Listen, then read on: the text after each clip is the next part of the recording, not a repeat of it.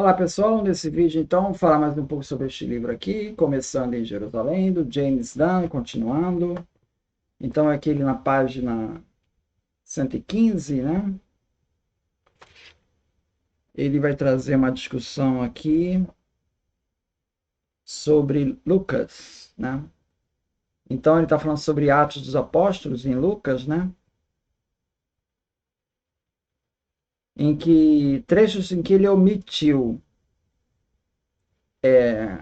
passagens do Evangelho de Marcos. Segundo ele, omitiu essas passagens para ele desenvolver em Atos dos Apóstolos. Assim, embora o seu evangelho use muito do Evangelho de Marcos como uma de suas fontes, Lucas omitiu a acusação no julgamento de que Jesus havia ameaçado destruir o templo, que está lá em Marcos 14:58. Essa acusação no julgamento de Jesus foi omitida em Lucas, presumivelmente porque queria preservar o confronto sobre o templo até o episódio de Estevão, que vai aparecer em Atos 6, no capítulo 6. Da mesma forma, Lucas omitiu Marcos 7, o episódio que Marcos declara o fim da distinção ritual entre puro e impuro, presumivelmente porque ele queria guardar o impacto da conversão de Pedro nesse ponto para o episódio de Cornélio, que fala em Atos 10. De igual modo, Lucas pode ter omitido o relato da morte de João Batista em Marcos 6,17, pois não queria antecipar ou diminuir o impacto de Atos 24:24. Por fim, podemos notar que ele restringiu a alusão a Isaías 6 em Lucas 8, em contraste com Marcos 4:12 e Mateus 13:14, presumivelmente porque ele desejava reservar o impacto da citação completa de Isaías 6 para Atos 28:25. Então ele vai suprimindo algumas passagens, né, que ele espera desenvolver melhor lá no texto de Atos. Vamos outro ponto aqui na página 118. Lucas, evidentemente, tinha uma agenda diferente daquela de Paulo, presumivelmente querendo destacar a unidade dos cristãos em sua expansão, ao passo que as cartas de Paulo foram ocasionadas mais pelos conflitos e tensões que o início da igreja causava. Assim, não devemos nos surpreender com os diferentes detalhes e tendências divergentes entre Atos dos Apóstolos e o autorretrato do próprio Paulo em suas cartas.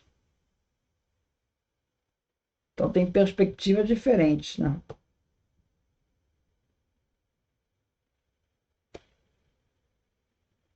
Observe em particular como as qualificações para um apóstolo em Atos 1:21 excluiriam Paulo, algo que Paulo vigorosamente contesta, Gálatas 1:1, porque nas cartas ele é colocado como apóstolo, né? Lucas parece estar sugerindo em Atos 9:23 o que Paulo tão veementemente negou em Gálatas 1:18. Em um relato como o que Lucas registra em Atos 16:3, pode ter provocado o protesto de Paulo em Gálatas 5:11. Lucas, portanto, deliberadamente pintou uma imagem mais conciliatória de Paulo. Segundo Linton, ele procurava corrigir Paulo um pouco para torná-lo melhor. Então essa ideia que Atos, ele está tentando trazer Paulo mais judeu, minimizando as divergências que ele tinha lá.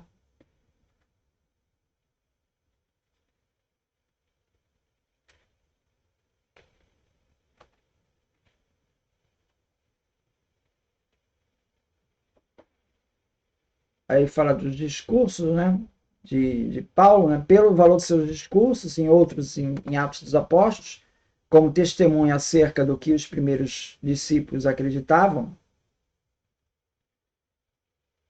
Não é necessário argumentar ou supor que Pedro realmente disse as palavras atribuídas a ele.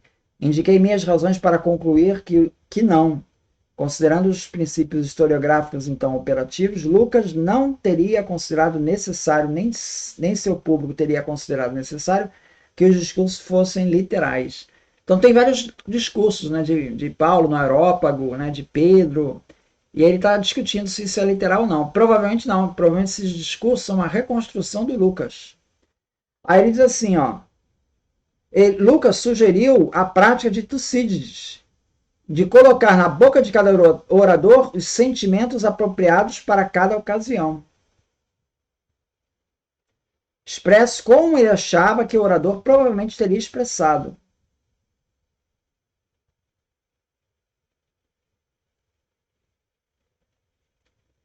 Ao mesmo tempo, a evidência de que Lucas foi capaz de se basear em material primitivo na composição desses discursos é igualmente ou mais difícil de negar ou refutar.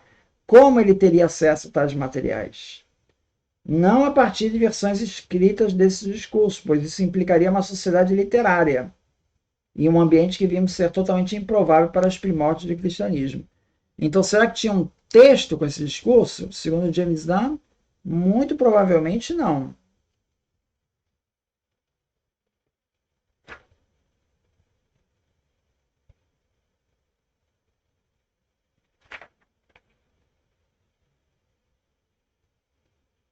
Ao longo das tentativas modernas de traçar os primórdios do cristianismo, a fonte mais valiosa que nós temos são as cartas de Paulo. A razão é simples.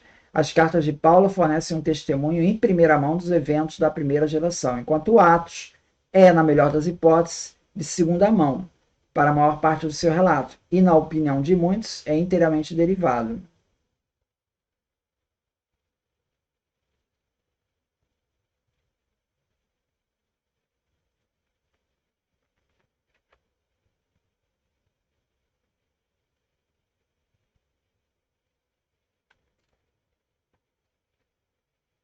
Aqui tem outra passagem também que ele fala do Tucídides.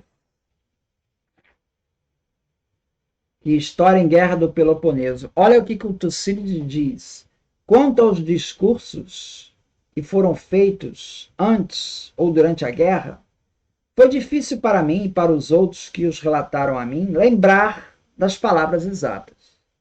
Portanto, eu coloquei na boca de cada orador os sentimentos apropriados à ocasião, expressos como pensei que eles provavelmente ou expressariam, enquanto ao mesmo tempo me esforcei tanto quanto pude para dar a importância geral do que realmente foi dito.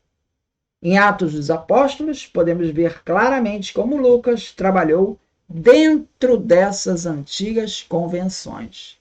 Então, os textos, aparece lá das narrativas, dos discursos que são descritos ali, é literal? Não. Provavelmente foi Lucas que imaginou aqueles discursos dentro do que ele conhecia da tradição.